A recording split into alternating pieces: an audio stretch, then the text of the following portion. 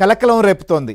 అటు శ్రీవారి భక్తులలో ఏదైతే కోట్లాది మంది శ్రీవారి భక్తుల్లో ఆందోళన కలిగించే అంశమైతే, ఇంకోవైపు రాజకీయంగా కూడా ఇది ప్రకంపనలు రేపుతున్న పరిస్థితి మనకు స్పష్టంగా కనిపిస్తోంది. ఎందుకంటే పరకామణి కేసు సంబంధించినటువంటి విచారణ దగ్గర నుంచి ఇప్పటి వరకు అనేక మలుపులు చోటు చేసుకుంది, అనేక పరిణామాలు ఇందులో జరిగాయి. ఒక మఠంలో ఒక సాధారణ ఉద్యోగిగా అసిస్టెంట్గా పనిచేసేటువంటి వ్యక్తి చోరీకి పాల్పడితే దాని తర్వాత జరిగినటువంటి పరిణామం అసలు చాలా పెద్ద వ్యవహారంగా మారుతున్న పరిస్థితి. దీనిపైన అనునిత్యం ఇటు అధికార ప్రతిపక్షాల మధ్య మాటల యుద్ధం కూడా కొనసాగుతోంది. సో ఇంతటి ప్రాధాన్యత సంతరించుకున్నటువంటి అంశం ఇది. సో దీంట్లో ఇవాళ ఒక కీలకమైనటువంటి పరిణామం చోటు చేసుకుంది. ఎవరైతే ప్రధానమైనటువంటి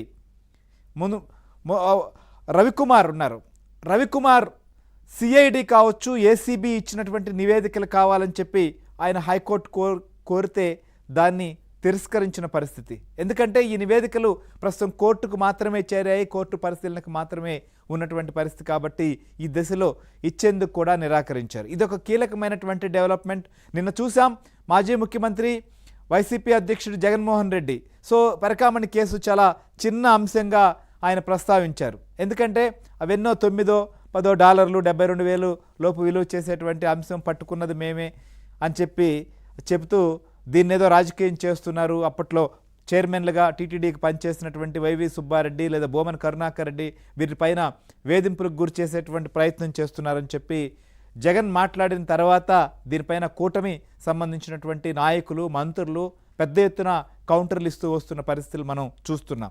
ఇంతేకాదు అది చిన్న కేసా పెద్ద కేసా కాదు.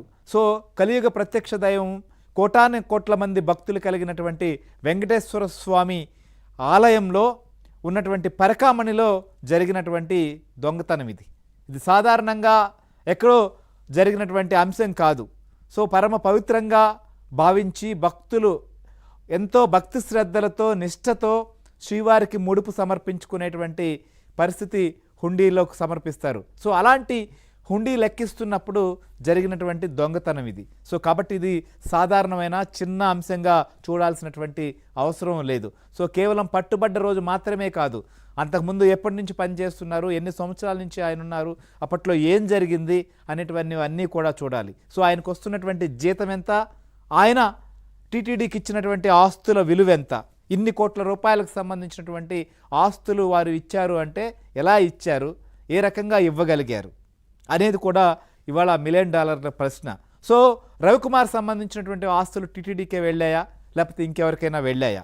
సో దీని వెనకాల ఏం జరిగింది?